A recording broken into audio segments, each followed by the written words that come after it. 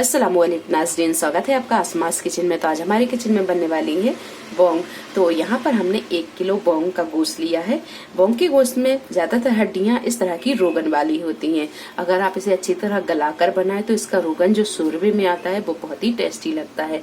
और आप इसे इतना गला लें कि इन हड्डियों को आप चबा कर खाएं तो बहुत ही मजे की लगती है।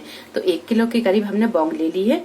और यहाँ पर हमने कुछ साबुत मसाले लिए, लौंग, हरी इलायची, काली मिर्च, दालचीनी, हाफ टी स्पून हल्दी पाउडर और 1 टीस्पून नमक। तो सबसे पहले हम बोंग को अच्छी तरह गला लेते हैं। प्रेशर कुकर में हम ये बोंग को डाल देंगे, ये सारे मसाले भी डाल देंगे। हाफ टी स्पून लहसुन का पेस्ट, हाफ टी स्पून अदरक का पेस्ट, आधा लीटर के करीब डालेंगे हम इसमें पानी। अच्छी तरह से मिक्स कर देते हैं। अब लगा देंगे हम इसका ढक्कन और फुल फ्लेम पर 10 मिनट पकने देंगे। इसके बाद हम गैस को मद्दा कर देंगे और मध्य फ्लेम पर 25 से 30 मिनट पकने देंगे। तो इसे रख देते हैं हम गैस पर।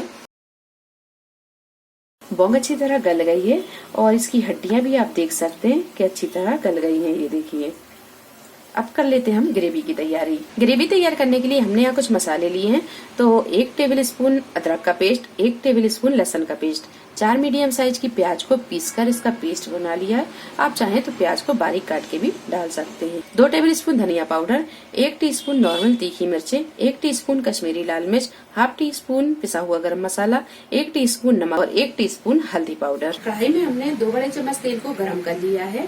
अब इसमें डालेंगे हम प्याज का पेस्ट, अदरक और लहसुन का पेस्ट। गैस को हम यहाँ मीडियम टू हाई पर रखेंगे और थोड़ी देर इन्हें भून लेते हैं। 4 से 5 मिनट अदरक, लहसुन और प्याज को भूनने के बाद में इसमें डालेंगे पाउडर मसाले। 1 से 2 टेबल स्पून के करीब डालेंगे हम पानी और इसे अच्छी तरह भूनते जाएंगे। गैस को यहाँ हम थोड़ा सा मद्दा कर लेंगे और मध्य फ्लेम पर ही अच्छी तरह से भूनने देंगे। बीच बीच में हम इसे चलाते रहेंगे। अगर पानी की जरूरत पड़ेगी तो हम इसमें पानी भी डालते जाएंगे। मसाले को भूनते हुए पूरा आधा घंटा हो गया है और आप यहाँ देख सकते हैं कि मसाला अच्छी तरह भुन गया है और ये थोड़ा सा दानेदार भी दिखने लगा है। तो अब इसमें डालेंगे हम बोंग। मसाले में हम थोड़ा सा बोंग का पानी डालेंगे, अच्छी तरह से मिक्स करेंगे। अब डालेंगे हम इसमें ये पीस।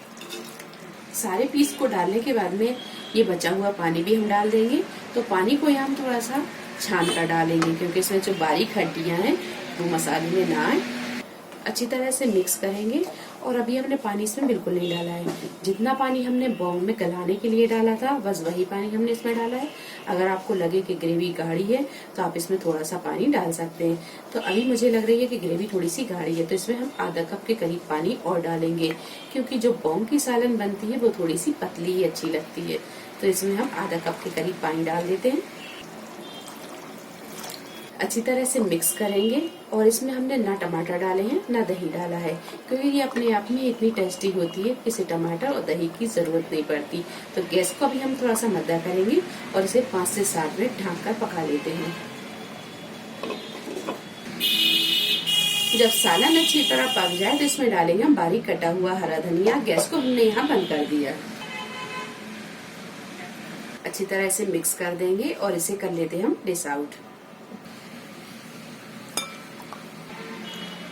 तो लीजिए, बोंग की सालन बनकर तैयार है। वीडियो पसंद आई है तो इसे लाइक और शेयर करें, चैनल को सब्सक्राइब करें। तो अगली एक नई रेसिपी के साथ फिर हाजिर होते हैं। तब तक अपना ख्याल रखें। अल्लाह हाफिज।